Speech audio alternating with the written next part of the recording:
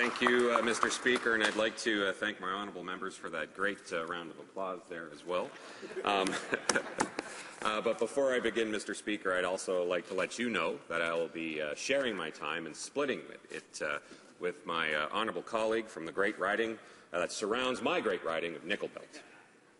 Mr. Speaker, I'm proud to rise in the House today to debunk the Conservative spin machine about the myths which members of the governing party have been reciting verbatim in their points on this bill, Mr. Speaker, the government's second massive omnibus budget implementation bill, which has been presented this year. Mr. Speaker, no, this isn't the Matrix, but I think I'm having a case of déjà vu, as yet again parliamentarians have been presented with another massive omnibus bill that makes amendments to a wide range of acts, often unrelated to one another, many having no place whatsoever in a budget bill. The Conservatives clearly haven't learned the lesson which their own backbenchers, like the member for Kootenay-Columbia, highlighted in a meeting with his constituents on Omnibudget 1 back in the spring, namely that Canadians do not approve of the Conservative approach of ramming legislation through Parliament without allowing Canadians and MPs to thoroughly examine it. Mr. Speaker, New Democrats understand this, and in our role as official opposition, we will not let them quietly pass this new omnibus legislation. Canadians, Mr. Speaker, deserve better. They deserve transparency. They deserve a government that understands their priorities. They deserve a government that doesn't place the gutting of environmental protections over job creation. And, Mr. Speaker, come 2015, Canadians will get the government they deserve when they elect New Democrats from coast to coast to coast to govern to increase transparency and prosperity for all Canadians.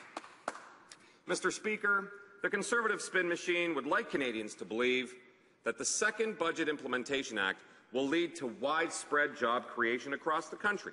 However, Mr. Speaker, in spite of the ironically named title of this bill, the Jobs and Growth Act, this bill lacks significant measures to create jobs and stimulate long-term growth in the Canadian economy.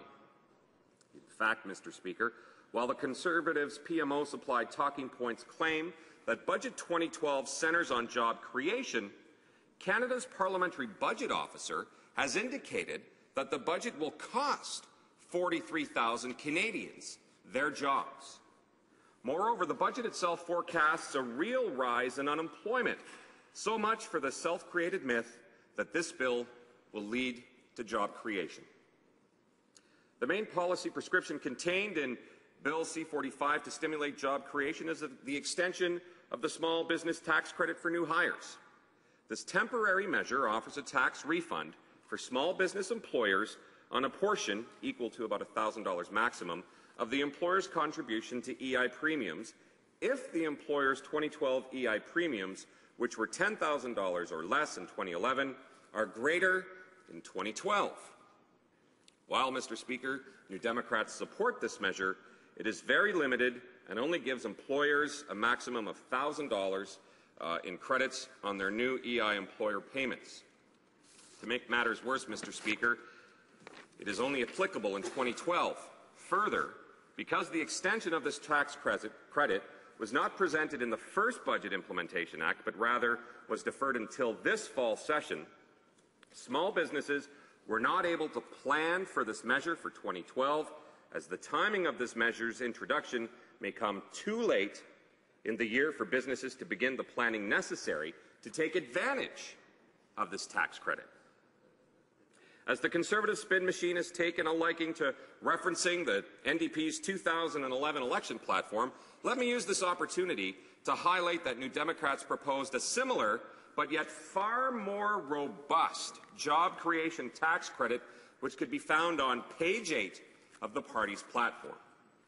Here, New Democrats propose the introduction of a job creation tax credit that would provide up to $4,500 per new hire. Under the New Democrats' plan, employers would receive a one-year rebate on the contributions for the Canada Pension Plan and employment insurance premiums for each new employee hired.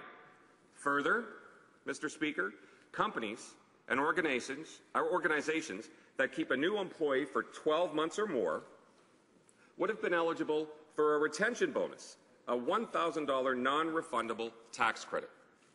At the time of its presentation, independent analysis determined that this initiative would have helped create approximately 200,000 family-supporting jobs a year, Mr. Speaker. Certainly, this is more expansive tax credit would be more beneficial than the meager job creation strategy contained in Budget 2012. If my math is right, this plan would create 243,000 more jobs than Budget 2012 does, as the budget itself will directly result in the net loss of 43,000 jobs. That's some job creation strategy, Mr. Speaker. The PMO is cooked up, Mr. Speaker. Let me now use an on-the-ground example of how Budget 2012 is having a negative effect on job creation in my riding of Sudbury, and I'm certain in communities right across our great country. With Budget 2012, Mr. Speaker, there was a specific element designed to, quote-unquote, streamline government services.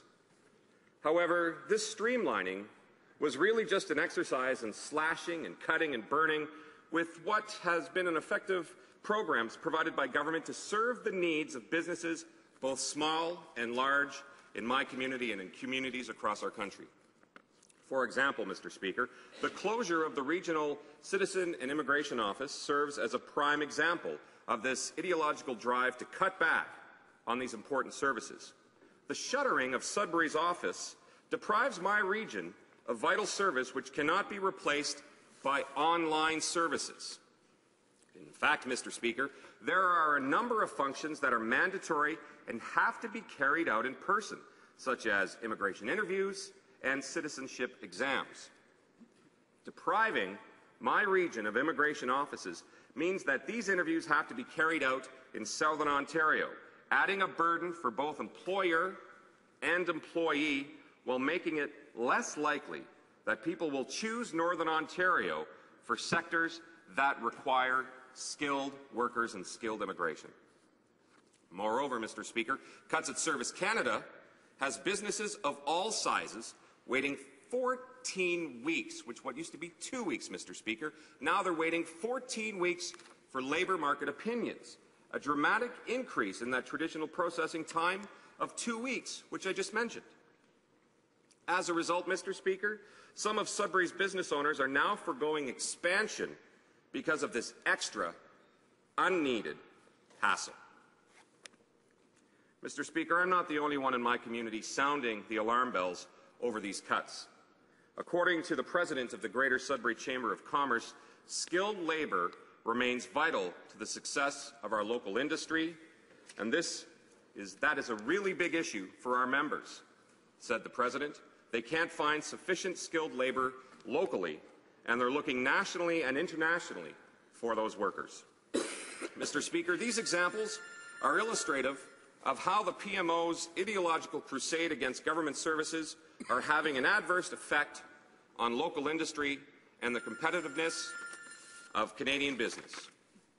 Further debunking the Conservative spin, let me shut off my colleague's phone here, Mr. Speaker, but we're further debunking the Conservative spin that the Budget 2012 will result in robust job creation.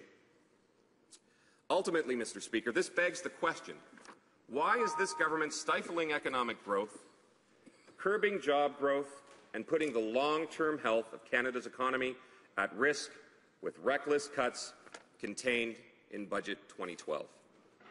Mr. Speaker, I know I'm coming to my allotted time as it's closing and coming to an end, so I'll close by reinforcing the notion that Democrats will always be proud to stand up for transparency and accountability. We will always stand up for sound economic policies which promote job creation and economic prosperity for all. Mr. Speaker, we will always stand up for environmental protection, and finally, we will always stand up for retirement security and health care. And with that, Mr. Speaker, I say thank you and look forward to questions.